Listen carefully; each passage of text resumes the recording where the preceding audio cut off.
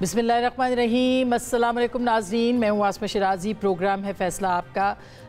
कुछ मौसम गर्मा की तातीलात थी, उनके बाद अब आपकी खिदमत में हाजिर हैं और मेरी गैर हाज़िरी में आयशा यूसुफ ने ये प्रोग्राम किया और बहुत मेहनत से किया, बहुत जांफिशानी के साथ किया, उनका बहुत बहुत शुक्रिया। लेकिन प्रोग्राम के आगाज़ के साथ ही कुछ अहम ख़बरें हैं जो कि बैनुल अक़वामी भी हैं, कौमी भी हैं, उनके ऊपर आपसे बात करनी है। ख़ास करके अभी आज चीन के दारुल हुकूमत शंघाई में शंघाई ताउन तंजीम का इजलास था जो कि बहुत अहम इजलास था और इस इजलास के अंदर पाकिस्तान के वज़ीर दिफ़ा और हिंदुस्तान के वज़ीर दिफ़ा, पाकिस्तान के सलामती कौंसिल के मुशीर और हिंदुस्तान के सलामती कौंसिल के मुशीर, उनका भी टाकरा हुआ। और दिलचस्प सूरत हाल ये है कि इस इजलास के बाद एक अलामिया जो है वो तैयार किया गया, जिस अलामिया के अंदर पाकिस्तान में बलूचिस्तान और खैबर पख्तूनख्वा के अंदर जो भारतीय मुदाखलत है उसके हवाले से भी बात की गई। ये अलामिया जो है ये जब पेश किया गया तो वज़ीर दिफ़ा जो हिंदुस्तान के हैं राजनाथ सिंह, उन्होंने इस पे दस्तखत करने से इनकार कर दिया और उनका ये कहना था कि पहलगाम के वाक़े के हवाले से इसके अंदर ज़रूर बात होना चाहिए थी। लेकिन बहरहाल अभी तक ये अलामिया जारी नहीं हो सका। अब देखना ये कि ये अलामिया जारी होगा या नहीं होगा। अगर नहीं होता तो सूरत हाल क्या बनती है और अगर होता है तो क्या सूरत हाल बनती है। लेकिन जो दिलचस्प बात है वो ये भी है कि इस जो फोरम था बहुत ही अहम फोरम है, इसके अंदर पाकिस्तान ने बलूचिस्तान और खैबर पख्तूनख्वा में होने वाली मुदाखलत के बारे में भरपूर जो सबूत है वो पेश किए और जन आसिम मलिक साहब जो कि मौजूदा ISI चीफ भी हैं और सलामती मुशीर भी हैं, उन्होंने भी बहुत मुदल्लल इसके ऊपर बात की और यहाँ तक कि इस अलामिये का हिस्सा जो है बनाया गया कि हिंदुस्तान की जो मुदाखलत है वो मौजूद है। इसके ऊपर हम बात करेंगे आज के इस प्रोग्राम में। साथ ही साथ में ये भी आपको बता दें कि ईरान और इज़राइल जंग के हवाले से इस वक्त तक पूरी दुनिया के अंदर ये बात ज़ेर बहस है कि ये जंग जीता कौन है। आज आयतुल्लाह ख़ामनेई साहब ने कहा कि कोई नुकसान नहीं हुआ, ये भी कहा कि अमेरिका ने रेस्क्यू किया इज़राइल को, तो दूसरी तरफ डोनाल्ड ट्रंप ने कहा कि जौहरी तनसीबात को ख़त्म कर दिया गया है। और साथ ही साथ में आज अमरीकी वज़ीर दिफ़ा जो हैं उन्होंने भी बातचीत की सहाफ़ियों के साथ और दो बड़े मौक़र अखबार जिसमें न्यूयॉर्क टाइम्स भी है, वाशिंगटन पोस्ट, उन दोनों की सख्त तनकीद उन पे की और इसके साथ साथ CNN की भी, जिनकी रिपोर्टर की एक ज़बरदस्त खबर थी कि इन जौहरी तनसीबात जो हमले हुए थे इसमें जौहरी तनसीबात को ईरान के उस हद तक नुकसान नहीं हुआ जिस हद तक जो है वो क्लेम किया जा रहा था। बल्कि यहाँ तक CNN ने लिखा है या बोला है कि इस मामले के ऊपर ईरान के पास कुछ, न्यूयॉर्क टाइम्स ने लिखा है कि ईरान के पास कुछ खुफिया जौहरी अफसूदगी की तनसीबात भी हो सकती हैं जिनके ज़रिए से ईरान अभी भी अपना प्रोग्राम जारी रख सकता है। ये भी उन्होंने कहा कि इस हमले से ईरान के जौहरी प्रोग्राम में 6 माह से कम की ताख़ीर हुई है, इससे ज़्यादा फ़र्क नहीं पड़ा। तो ये एक बहुत बड़ी एम्बैरसमेंट है जिसका कि अमरीकी वज़ीर दिफ़ा ने फिर तनकीद भी की और आके ये तस्लीम भी किया कि ये कहा भी कि ये तमाम जो अखबारात हैं ये गलत लिख रहे हैं, लेकिन अभी तक इसकी जो मौसर तरदीद है वो सामने नहीं आ सकी। डोनाल्ड ट्रंप साहब भी थोड़ी देर पहले उन्होंने भी इस बात की तस्दीक करने की कोशिश की है या तरदीद की है इन अखबारों की, लेकिन ताहाल लगता ऐसे है कि इस मामले के ऊपर कोई मौसर किस्म का हथियार जो है तरदीद का वो ट्रंप इंतज़ामिया के पास मौजूद नहीं। लेकिन असल सूरत हाल क्या है इसके ऊपर हम ज़रूर बात करेंगे। एक तरफ ये, दूसरी तरफ डोनाल्ड ट्रंप ने ईरान की बहुत तारीफ़ भी की और उन्होंने कहा कि जिस तरह से वो लड़े हैं वो इस बात का सबूत है कि वो लड़ सकते हैं। क्या कहा डोनाल्ड ट्रंप साहब ने, वो ज़रा देखिएगा। Israel got hit very hard, especially the last couple of days. Israel was hit really hard. Those ballistic missiles, boy, they took out a lot of buildings. सो ये एतराफ़ भी है कि ईरान इस हद तक कामयाब हुआ कि उसने इज़राइल को नुकसान पहुंचाया है। अब इसके ऊपर भी हम बात करेंगे कि क्या वाकई किसका पलड़ा भारी था किसका नहीं था, लेकिन इसके साथ साथ क्या इज़राइल का जो गुरूर है वो भी खाक में मिला है या नहीं मिला, इसके ऊपर भी बात होगी आज के इस प्रोग्राम में।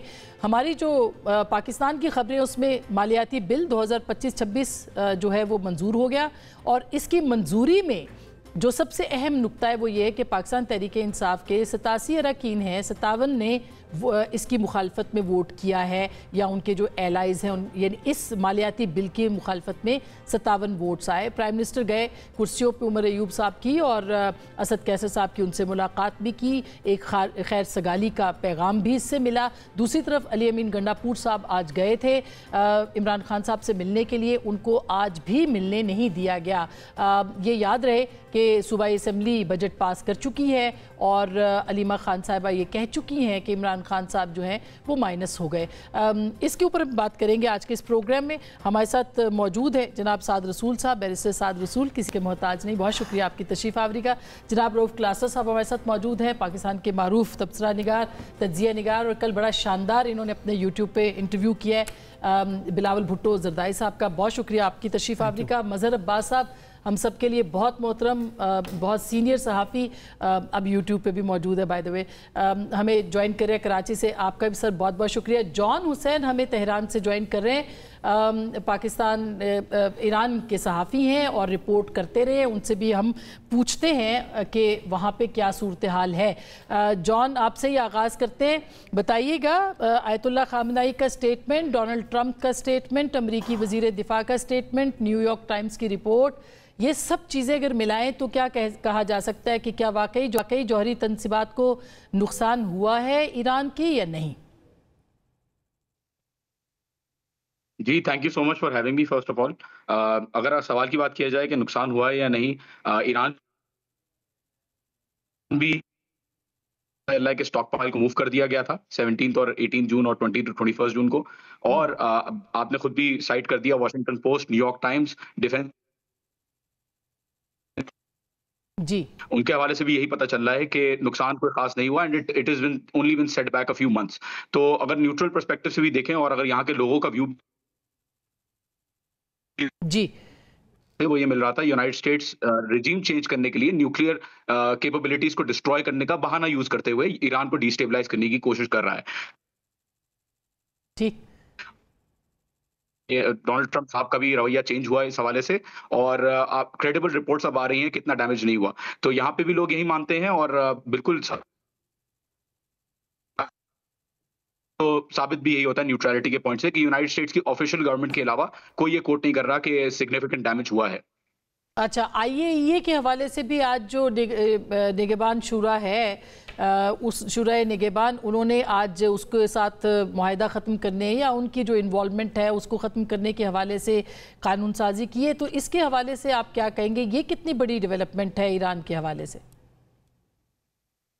جی آئی وڈ سے یہ بہت بڑی ڈیولپمنٹ ہے انٹرنیشنل میڈیا کے لیے, لیکن ایران ایکسیپشن مل رہا ہے لوگوں سے, وہ یہ مل رہا ہے کہ ایران کو نیوکلیئر نان پرولیفریشن ٹریٹی اور آئی اے ای اے دونوں نے فیل کی, کمپلائی کر رہا تھا,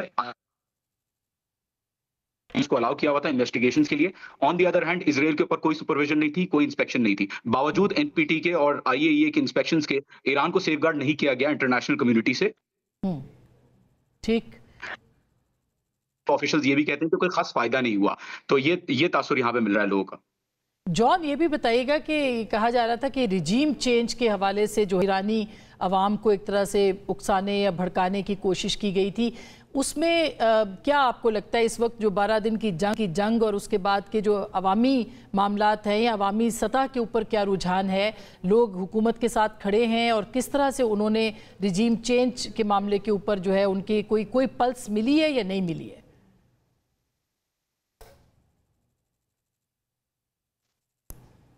انقلاب square, Nelson Mandela street, different street سے میں نے خود بھی ویوز بنائے ہیں, فوٹیجز بنائے ہیں, پوسٹ بھی کی ہیں. ڈفرینٹ ایریاز پہ جا کے میں نے دیکھا ہے لوگ بہت زیادہ خوش ہیں.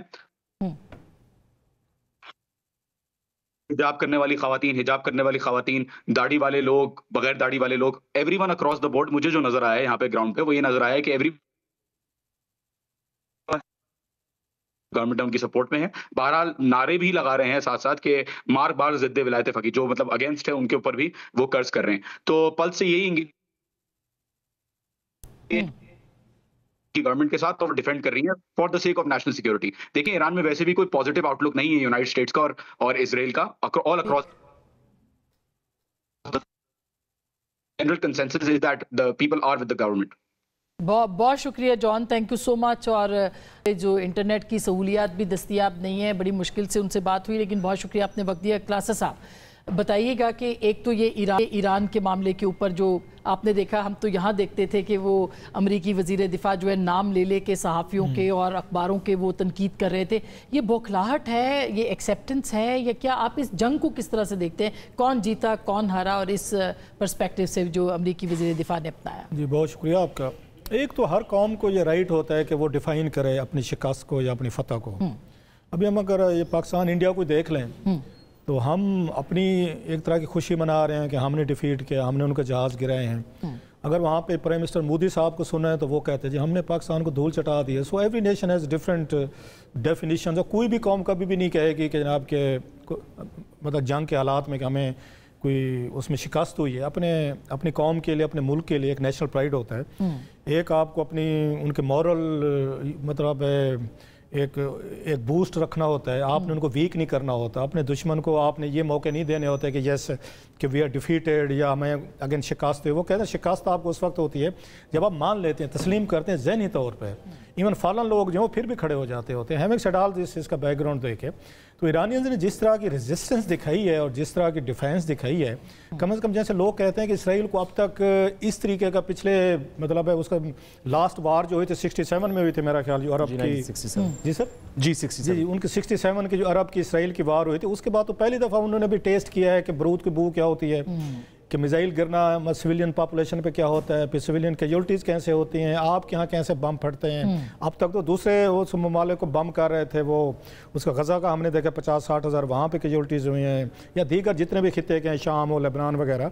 सो पहली दफ़ा उन्हें भी एहसास हुआ, और मैं उनके मीडिया को भी फॉलो कर रहा था, वहाँ पर बड़ी सारी आवाज़ें उठी हैं। मैंने ख़वातीन के कुछ इंटरव्यूज़ देखे हैं, उनके घर भी तबाह हुए। अब तक तो वो जहाँ जाते थे उनको तो रोकने वाला कोई नहीं था। एटलीस्ट जो ईरान ने किया है उनको जिस तरह का मैचिंग रिस्पांस देना और खड़ा हो जाना, स्पेशली जब आप देखें अमेरिकन उनके साथ खड़े हैं, पूरा यूरोप उनके साथ खड़ा हुआ है। तो आपने डोनाल्ड ट्रंप साहब का रवैया बदलते हुए देखा है उनके एक चीज़ की दाद दें वैसे ट्रंप साहब को, मैं तो भाई मैं despite all this I don't know what will people से और थिंक, उनका मैं इस हवाले से तो कायल हो गया कि उन्होंने न ईरान के साथ जंग लड़ भी ली, मिसाइल मार भी लिए, एक दो अपने अड्डे पे खा भी लिए, लेकिन उन्होंने जिस तरीके से आके ईरानियन को बूस्ट किया है ना, उनको खड़ा, इस तरह की तारीफ जिंदगी में मेरा ख्याल ईरानियन ने भी नहीं सुनी होगी। उन्होंने they are the best people, they are the best nation, और मैं बड़ी इनकी इज्जत करता हूँ। बस छोड़ो यार, 2-4 हमने कर लिया है, बस एंड ट्रेड करते हैं। ये चीज़ उनकी सबसे अच्छी जो दुनिया के ममालिक नहीं समझ रहे। वो कहते भाई ये बंदे जो हैं जिनको आप मार रहे हैं, कहीं पे पाकिस्तान इंडिया हो, यूक्रेन रशिया हो, या यहाँ पे गजा या इसराइल या आपका ईरान हो, वो कहते हो भाई क्यों बम्बू से मार रहे हो? दे आर बेसिकली कंज्यूमर, ये क्लाइंट है आपके, इनको जिंदा रहने दें,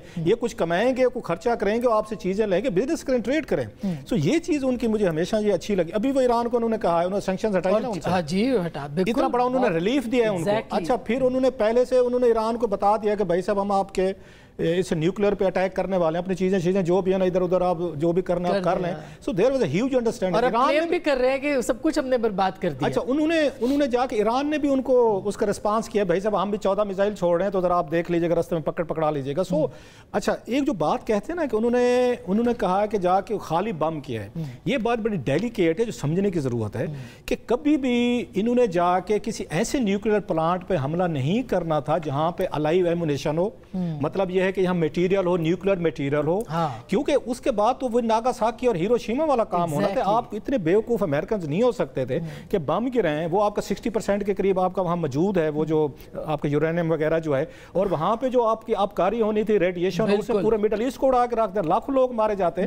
तो अमेरिका ने अपने ऊपर जो है ना नागासाकी या हिरोशिमा नहीं लाना था। इजराइल को भी खुश कर दिया, ईरान को भी खुश कर दिया, अपनी कौम को भी कर दिया जनाब कि हमने मतलब जाके ईरान के उस जिस पे डिबेट भी है, उन पे तनकीद भी है। सो ये कभी भी अमेरिकन ने एक ऐसे प्लांट पे हमला नहीं करना था जहां पे ऑलरेडी यूरेनियम वगैरह जो 60% की बात हो रही है, वो कभी ना करते। ये और मतलब खुदा ना खासा हिरोशिमा और नागासाकी पूरी दुनिया उससे अफेक्ट होती, सबसे ज्यादा मिडिल ईस्ट होता। सो जब लोग ये कहते हैं कि उन्होंने पहले से बता दिया था, तो उन्होंने बिल्कुल बताया होगा, और ईरानियन को बताया होगा, और ईरान ने भी बता दिया कि हम एयरबेस के ऊपर अटैक करने वाले हैं। डेफिनेटली, वो तो बंदे कोई नहीं था। जी हां, बिल्कुल। सो ये इट वाज आवर प्लान। अच्छा हुआ, मैं खुश हूं। ऐसे लोग कहें कि नहीं जनाब ये इनका मिला जुला था, वो मतलब स्क्रिप्ट था, भाई स्क्रिप्ट था, thank you very much, script था तो भी ठीक है, बंदे ना मारे, इंसान ना मारे, इंसानों को जिंदा रहने दें, इबके मार वाली बात बस। बहुत अच्छा किया, ये स्क्रिप्ट बना के भी खेले, मेहरबानी, इनकी जंग खत्म हो गई, टल गई है, नुकसान नहीं हुआ। मतलब मेरे लिए तो ये बड़ी बात है, ईरान ने स्क्रिप्ट किया है, उन्होंने अमेरिकन ने किया है, इसराइल ने किया है, ये कतर ने किया है। Thank you very much everyone. साथ ये दोबारा न लड़े, मेहरबानी फरमाएं। सही बात है, बिल्कुल बिल्कुल। साथ साहब आपका क्या इसके ऊपर है? और वो जो हम बात करते हैं इजराइल वाला पॉइंट, बिल्कुल अमेरिका तो अपनी एक बड़े वो चौधरी की गेम कर रहा है, मगर जो असल बात है वो इजराइल को बताना ज़रूरी था कि कोई है जो रेजिस्ट कर सकता है, और वो फिर उन्होंने रेजिस्टेंस दिखाई भी है ईरान ने इजराइल के खिलाफ। मैम जैसे भी क्लास्टर साहब फरमा रहे थे, इसराइल के अंदर जंगें तो शायद इसराइल के बॉर्डर्स के ऊपर 1967 की जो 6 डे वॉर है, जो गमाल अब्दुल नासिर वगैरह इफेक्टिवली वाली जंग थी, जिसमें पैन अरब सारा इकट्ठा लड़ा था, इजिप्ट भी लड़ा था, जॉर्डन भी लड़ा था, बाकी भी मिडल ईस्ट के ममालिक में लड़े थे। उसके बाद इसराइल के अंदर छोटी मोटी बमबारी तो हुई है, हिजबुल्लाह ने गोलान हाइट्स के ऊपर बमबारी कर दी, दीगर इस तरह की कहानी हुई, लेकिन ये कि इसराइल के मेन सिटी सेंटर्स में, हाइफा में, तेल अवीव में इस तरह की बैलिस्टिक मिसाइल्स हों, ये तो कभी सोचा ही नहीं था। बल्कि एक हवा ये बन चुका था कि अगर किसी ने इसराइल की किसी मेन सिटी के ऊपर पता नहीं बैलिस्टिक मिसाइल चला दिया तो पता खुदा न खास्ता वापसी में इतनी ओवरवेलमिंग फोर्स इस्तेमाल होगी, ख्वाह वो कोई भी मुस्लिम मुल्क हो। इस बात से आधे डरते हुए इस तरह की चीज़ कॉन्टम्पलेट नहीं करते थे। तो सर्टनली इसके अंदर एक शॉक एंड ऑ थी जो इसराइलीज़ के लिए ज़्यादा थी। ईरानीज़ तो बेचारे दरमियान में और भी 2-4 दफ़ा बड़ी सीरियस जंगें लड़ चुके हैं, उनकी बैटल हार्डन्ड उनकी एक कौम भी है, उनकी अफवाज भी हैं। दूसरी बात मैम ये पता चली कि शुक्र है कि इस दुनिया के अंदर कुछ लोग ऐसे मौजूद हैं, कुछ कौमें ऐसी मौजूद हैं जो प्रिंसिपल्स पे, मोरालिटी पे, मैं इतना भी कहूँगा रिलीजन पे लड़ने को भी तैयार हैं, मार खाने को भी तैयार हैं, मारने को भी तैयार हैं, खड़े होने को भी तैयार हैं, आइसोलेट होने को भी तैयार हैं, आइसोलेट करने को भी तैयार हैं। इस बात से बालातर होके कि फिर ये मेरे डॉलर्स एंड सेंट्स में कितना कन्वर्ट होगा, अगर मैंने जंग शुरू कर दी तो मेरी एड ना बंद हो जाए, मुझे पे रिस्ट्रिक्शंस ना लग जाएं, इससे बालातर होके कुछ प्रिंसिपल्ड स्टांसेस हैं जिनके ऊपर हमने देखा कि ईरान ने एक स्टांस लिया, उसी के रिलेटेड प्रॉक्सीज क्रिएट की जो इसराइल सेंट्रिक प्रॉक्सीज थी, ख्वाह वो लेबनान के अंदर हो, सीरिया के अंदर हो, हिजबुल्लाह हो, हूतीज़ हो, इवन नेचुरली उनकी गाज़ा के अंदर भी बड़ी डीप इस्माइल हानिया ईरान में ही शहीद हुए। तो पता चला कि अगर वाकई प्रिंसिपल्स के ऊपर कोई बात हो रही हो कि क्या हम मजलूम के साथ लड़ने को तैयार हैं, उसका पूरी दुनिया में असर साथ, सॉरी आपकी बात को इंटरप्ट करी हूँ, इसका पूरी दुनिया, अभी ये न्यूयॉर्क का इलेक्शन हुआ है मेयर का, ज़ोहरान ममदानी जो वहाँ पे जीते हैं, आई मीन उनका नारा क्या था? वो इजराइल के खिलाफ बोल रहे थे, वो नेतन्याहू के खिलाफ, वो प्राइम मिनिस्टर मोदी के खिलाफ बात कर रहे थे, और लोगों ने उनको वोट किया। मैम आपने बिल्कुल दुरुस्त फरमाया, लेकिन मैं थोड़ी सी यहाँ से आगे बात करूँ कि बात और वोट और डिस्कोर्स और प्रोटेस्ट तक तो बहुत सारे मुल्क साथ थे, हम भी साथ थे, बहुत सारे और दीगर ममालिक जो खित्ते के अंदर मौजूद हैं वो भी साथ थे, लेकिन पता चला कि बात और रेजोल्यूशन और मुजम्मत और करारदाद और इस तरह की चीज़ों से बढ़ के अगर वाकई इस खित्ते के अंदर जंग हो जाए, इंडिया पाकिस्तान को अलहदा कर दें क्योंकि वो तो एक बायलैटरल इशू है, अगर मुस्लिम ममालिक के ऊपर एक बर्बरियत की जंग हो, एक ऐसी जंग हो जिसको ना इंटरनेशनल लॉ एक्सेप्ट करता है ना डिप्लोमेसी एक्सेप्ट करती है, तो कौन लड़ेगा? उसमें सिर्फ ईरान निकला। मैं 2 आपकी इजाज़त से छोटे छोटे पॉइंट्स और आपकी इजाज़त से गुजारिश करूं कि मैं इस लम्हे में ये भी पूछना चाहता हूं कि वो जो एक फ़ौज बनी थी पूरी इस मिडल ईस्ट की रीजन की, जिसका काम था कि जब भी बर्बरियत होगी किसी मुस्लिम मुल्क के ऊपर, चलें आपने कश्मीर के ऊपर तो आपने लड़ाई नहीं की, हालांकि कश्मीर पे भी उस फौज को साथ थोड़ा सा मोबिलाइज करना चाहिए था, कोई ईरान अफगानिस्तान पे करना चाहिए था। जब इसराइल से जंग हो गई तब तो कम अज कम, और अगर आपने किससे लड़ने के लिए वो फौज क्रिएट की है, पाकिस्तान में के पर्सनल और रिसोर्सेज भी उसमें शामिल हैं, इतने ममालिक ने शामिल किया, उस फौज का क्या काम है, वो किस चीज़ पे लड़ेगी? सबसे पहला मेरा ये सवाल है। और दूसरी बात और लास्ट बात इसके अंदर कि मैम अब हमें इस बात का इदराक होना चाहिए कि सेकेंड वर्ल्ड वॉर के बाद जो इंटरनेशनल रूल्स बेस्ड ऑर्डर का एक इंटरनेशनल लॉ स्ट्रक्चर क्रिएट हुआ था वो कोलैप्स कर चुका है। उसके नीचे यूएन का एक मुल्क यूएन के दूसरे मुल्क के ऊपर अटैक नहीं करता, उसके ऊपर उसके चार्टर के नीचे नेतन्याहू को international court of justice criminal कह चुकी है, उसका कोई कॉन्सिक्वेंस नहीं हुआ। जो भी इंटरनेशनल रूल्स बेस्ड ऑर्डर था से निकलने का फैसला किया ना। जी बिल्कुल बिल्कुल। अच्छा मज़हर साहब, आपका इसके ऊपर टेक सर, एक तो ये इस जंग के हवाले से, फिर जो अमेरिका का स्टांस है, फिर वो जो अखबार लिख रहे हैं, जो इसके ऊपर आप बताइएगा। और थोड़ा सा ये भी बताइएगा कि ये जो पूरी सूरत हाल है इस खित्ते के अंदर, ख़ास करके जो अभी सैंक्शंस ख़त्म हो रही हैं या हुई हैं या कहा है कम अज़ कम ट्रंप ने, पाकिस्तान कितना फ़ायदा इससे उठा सकता है? शुक्रिया आसमा। पहली चीज़ तो ये कि अगर कोई ये समझ रहा है कि बर्बरियत ख़त्म हो गई है, तो बर्बरियत तो गज़ा में रोज़ हो रही है।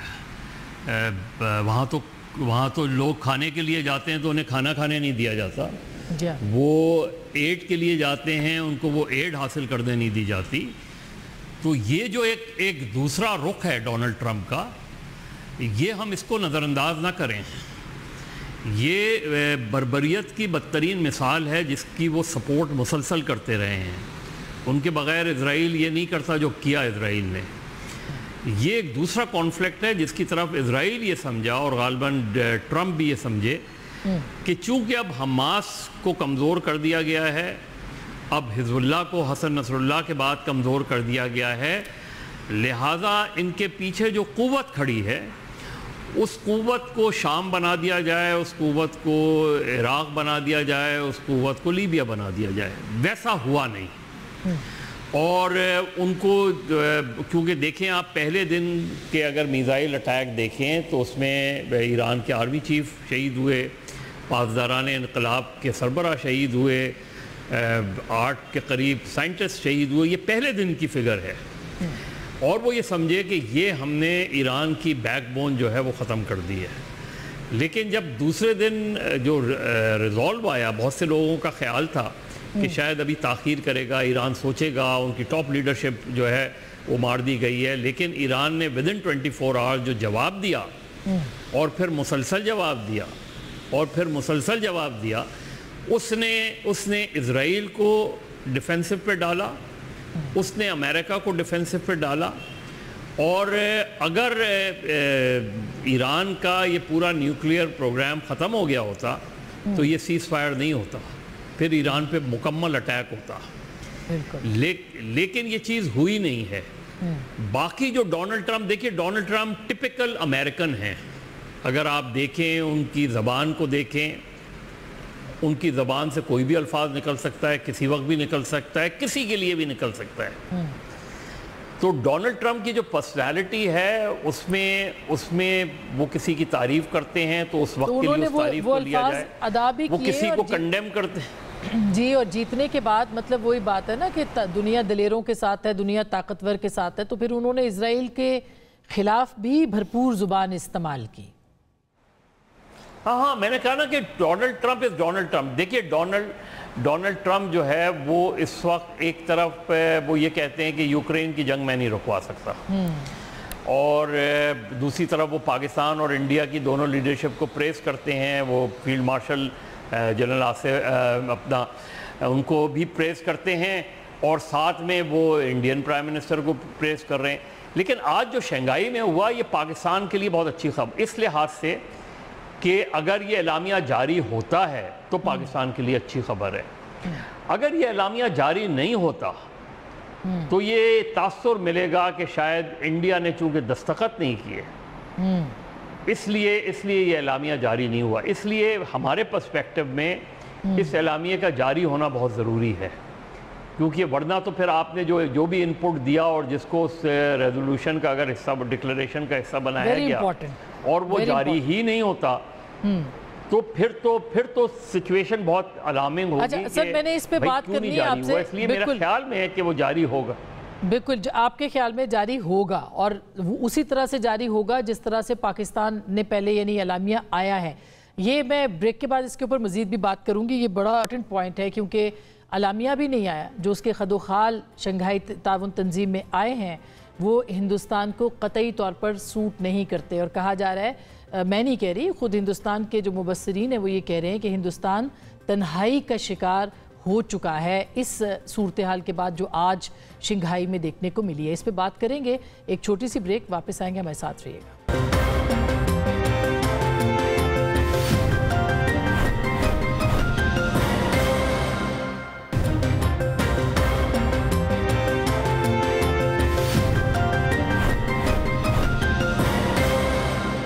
Welcome back. एक दफ़ा फिर आपको खुश आमदीद कहते हैं क्लासर साहब। अब ये जो शंघाई ताउन तंजीम का भी याद कराया और बात किया मजहर साहब ने, ये कितना अहम है कि एक अलामिया आया, हिंदुस्तान ने उस पर दस्तखत नहीं किया इस बुनियाद पे कि बलूचिस्तान के हवाले से उसके अंदर जो है वो मेंशन किया गया, और ताहाल कोई अलामिया नहीं आया। मैं ये समझता हूँ कि ये पाकिस्तान की, इसको मैं तो विक्ट्री समझता हूँ।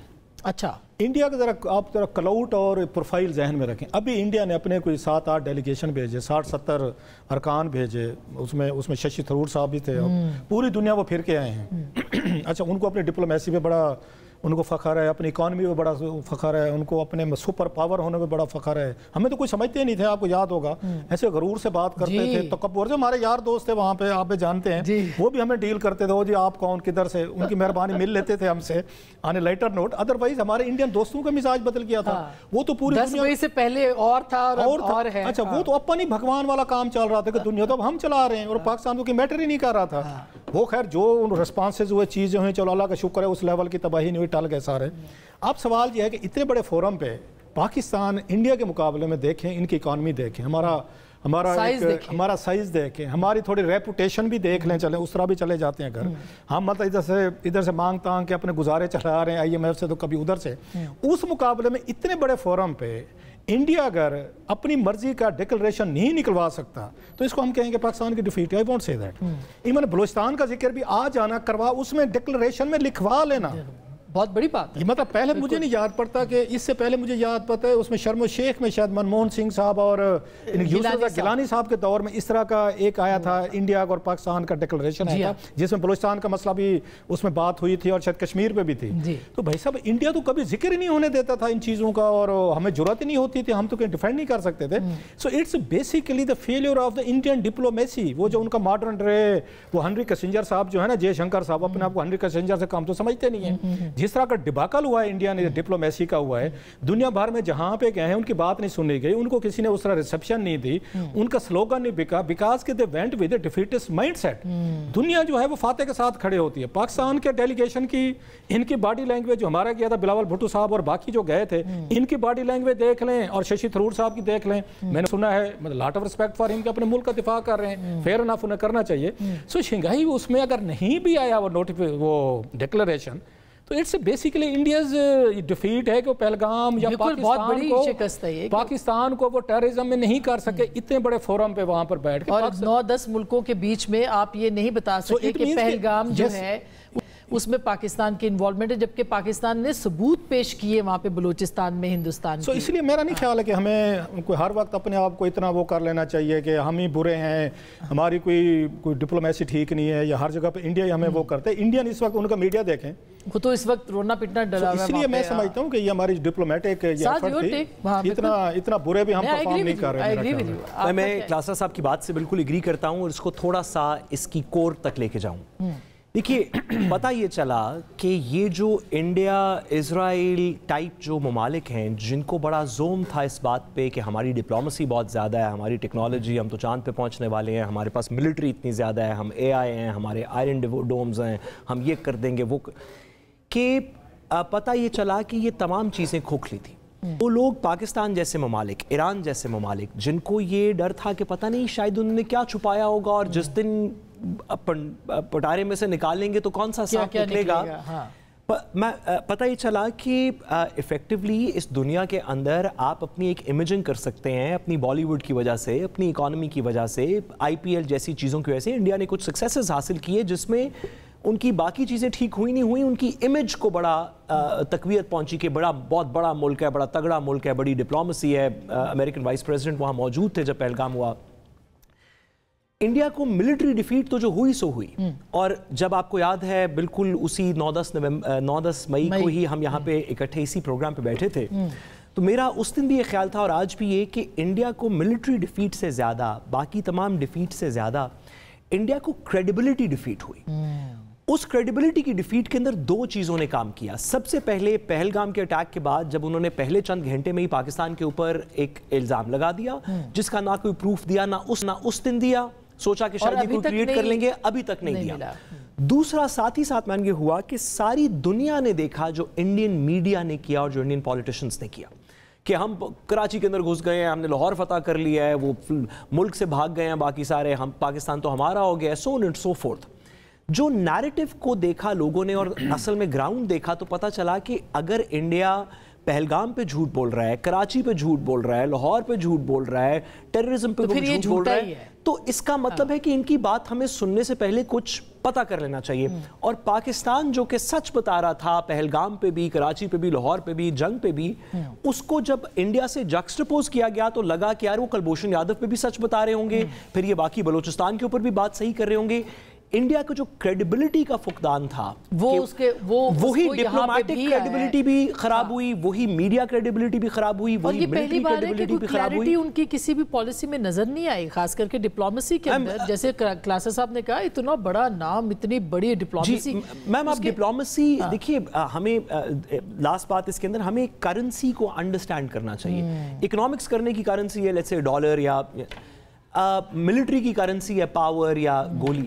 ڈپلومیسی کی کرنسی کریڈیبلٹی ہے. اگر کسی ملک کی کریڈیبلٹی ہوگی تو اس کی ڈپلومیسی چلے گی, اگر اس کی کریڈیبلٹی نہیں ہوگی تو اس کی ڈپلومیسی نہیں چلے گی. انڈیا کی greatest defeat credibility defeat. Musab آپ کیا کہیں گے اس کے حوالے سے بھی؟ اور پھر چونکہ اب اکانومی کی بھی ہم نے بات کرنی ہے تو یہ بجٹ کے حوالے سے بھی میں پوچھنا چاہتی ہوں کہ کتنا عوام دوست بجٹ تھا, کتنا نہیں. اور پھر دوسرا بجٹ ہے جو کہ پیش کر لیا ہے اب اس حکومت نے, جس کو کہ کہا جا رہا ہے کہ کوئی چیلنج ہی نہیں ہے اس وقت, اور آج آپ نے دیکھا بھی کہ 57 ووٹ ان کی مخالفت پہ اس کو ملے. کیا واقعی کوئی چیلنج نہیں ہے اور یہ حکومت اپنے پیروں پہ کھڑی ہے اب؟ دیکھیے فی الحال تو بہت کانفیڈنٹ ہیں, شہباز شریف بھی کانفیڈنٹ ہیں, مسلم لیگ بھی کانفیڈنٹ ہے, اور اتنے کانفیڈنٹ ہیں کہ اب ہائیبرڈ رجیم کے حق میں دلیل دی جا رہی ہے. تو اس لحاظ میں اس میں تو کوئی شک نہیں ہے کہ حکومت کا کانفیڈنس بڑا ہے, اور اس کی ایک بڑی وجہ تحریک انصاف کا انٹرنل ڈفرینسز ہیں. تحریک انصاف کی ناکامی ہے کہ وہ کوئی تحریک اب تک نہیں چلا پا رہی اس میں.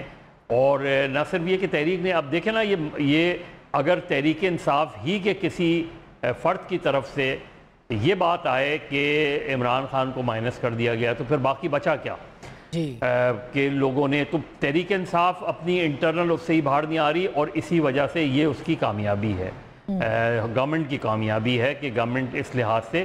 لیکن گورنمنٹ بظاہر یہ لگ رہا ہے کہ وہ اپنی وہ سختی جو عمران اور تحریک انصاف کے اوپر, عمران خان کے اوپر اور تحریک انصاف پہ, وہ برقرار رکھنا چاہتی ہے. وہ سمجھتے ہیں کہ ان پر جتنی سختی کی جائے گی اتنا ہی ان کے لیے فائدہ ہوگا. اب لانگ ٹرم میں کیا ہوتا ہے یہ اب جب آئندہ کبھی لوکل باڈیز یا اس طرح کے کوئی الیکشن ہوں گے اس وقت دیکھیں گے. جہاں تک دوسری بات ہے, ابھی جیسے کلاسرا کہہ رہے تھے, دیکھیے اس میں ظاہر ہے ایک بڑی کامیابی پچھلے 1.5 مہینے میں ہمیں ملی ہے. اور ابھی یہ جو شنگھائی والی ہے, ڈکلیریشن کا آنا کیوں امپورٹنٹ ہے؟ اگر ڈکلیریشن نہیں آتا تو پھر جنگل میں موڑ ناچا کس نے دیکھا؟ ڈکلیریشن کا آنا, اعلامیے کا مطلب ہی یہی ہوتا ہے. یہ شنگھائی کانفرنس کیوں ہوئی تھی اگر کوئی اعلامیہ ہی جاری نہیں ہوتا؟ باقی تو پھر ہم اور آپ باتیں کرتے رہے نا کہ یہ اعلامیہ بنا تھا. سوال یہ ہے کہ وہ کیوں نہیں جاری ہوا؟ کیا وہ اس لیے جاری نہیں ہوا کہ انڈیا نے دستخط نہیں کیے, یا اس کی کوئی اور وجہ ہے؟ تو میں تو اب بھی پر اعتماد ہوں کہ یہ اعلامیہ جاری ہوگا, اور جاری ہونا. آپ کے خیال میں جو کانٹینٹ نشر ہو گیا ہے, ہاں, اس کا آفیشلی اس کو سٹیمپ تبھی ہوگا جب اعلامیہ جو ہے وہ جاری ہو جائے گا. نہیں, آسما اس کی کوئی لیگل ویلیو نہیں ہے اگر کانٹینٹ لیک ہو گیا ہے. یہ تو ویسے ہی ہے جیسے CNN نے خبر لیک کر دی ہے. چیز یہ ہے کہ ایک کانفرنس ہوئی ہے, اس کا ایک آفیشل ڈکلیریشن تیار ہوا ہے. اب اگر وہ ڈکلیریشن پبلک نہیں کیا جاتا آفیشلی تو اس کی کوئی حیثیت نہیں ہوگی. ہم یہ کیوں نہیں سمجھ رہے؟ کیوں؟ اس لیے ڈکلیریشن, اس اعلامیے کا جاری ہونا ضروری ہے ہمارے لیے.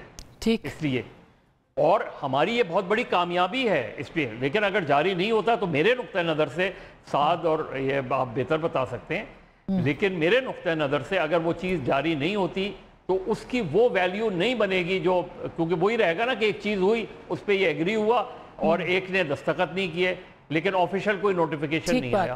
اچھا, یہ اب ہم تھوڑا سا, ظاہر ہے یہ بات تو آپ کا موقف بھی آ گیا, مظہر صاحب کا بھی آ گیا, مگر یہ جو بجٹ کی والی صورتحال ہے، آپ نے تو آج مانیٹر کیا ہوگا، ظاہر ہے کہ جس طرح سے مالیاتی بل منظور ہوا ہے اس میں 57 لوگوں کا مخالفت میں ووٹ ڈالنا، پی ٹی آئی کا ایک طرح سے دیکھا جائے تو تعاون بھی ہے، پھر صوبائی اسمبلی کے اندر بجٹ کا منظور ہو جانا، پھر علی امین گنڈاپور صاحب کا جو بعد میں گیدڑ بھبکیاں دینا، جو بھی، کیا آپ کو لگتا ہے کہ مائنس ہو چکے ہیں عمران خان صاحب؟ مائنس میرا خیال ہے یہ علیمہ خان صاحبہ کیونکہ ایک پولیٹیکلی طور پر وہ چیزوں کو شاید اس طرح انڈرسٹینڈ نہیں کرتے ہیں. فیض النیائی صاحب گھر کے بندے ہیں، وہ کئی دفعہ کہہ بھی چکے ہیں، عمران خان صاحب نے ان کو کئی دفعہ منع بھی کیا ہے کہ آپ ان پولیٹیکل ایشوز پہ نہ بات کیا کریں اور نہ کہا کریں.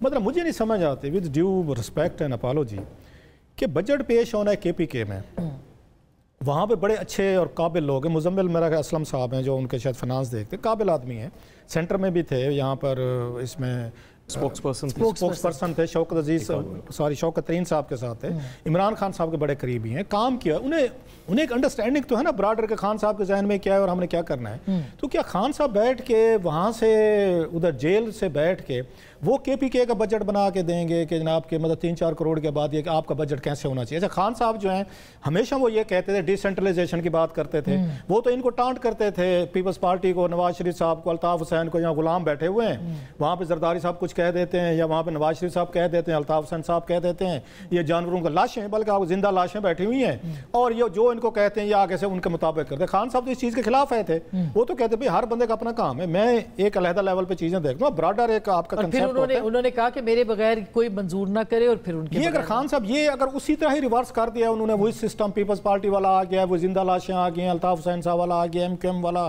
نواز شریف والا، تو پھر تو وہی کہتے ہیں اس رنگ میں سارے رنگے گئے ہیں، پھر خان صاحب بھی رنگے گئے ہیں کہ میرے بغیر جو ہے وہ KPK کا آپ کو بجٹ اپروو نہیں. یہ خان صاحب کو بات کرنی بھی نہیں چاہیے تھی، میرا یہ خیال ہے انہوں نے کرنی بھی تھی. تو کسی اپنے مطلب ملنے والے 100 بندے جاتے ہیں، ان سے پوچھ لیتے کہ یار بجٹ سے ان کو پوچھیں، یا اپنی طرف سے کوئی 3-4 پوائنٹ بتا دیتے ہیں.